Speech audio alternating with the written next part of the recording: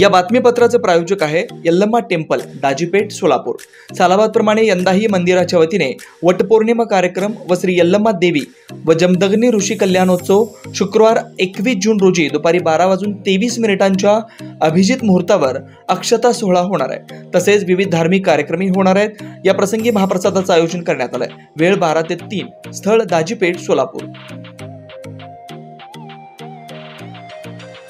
राज्यात पावसाने चांगला जोर धरलाय। राज्यात मान्सून सर्वत्र जाण्यासाठी अजून 2 दिवस लागणार असल्याची शक्यता वर्तवण्यात आली आहे।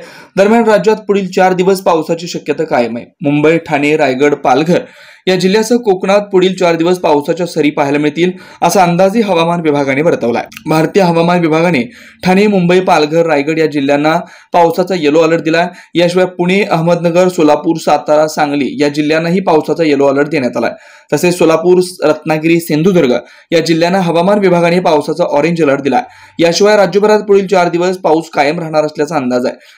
भारतीय हवामान विभागाच्या अंदाजानुसार कोकण आणि मध्य महाराष्ट्रात बहुतेक ठिकाणी आणि मराठवाड्यात काही ठिकाणी पावसाची शक्यता आहे।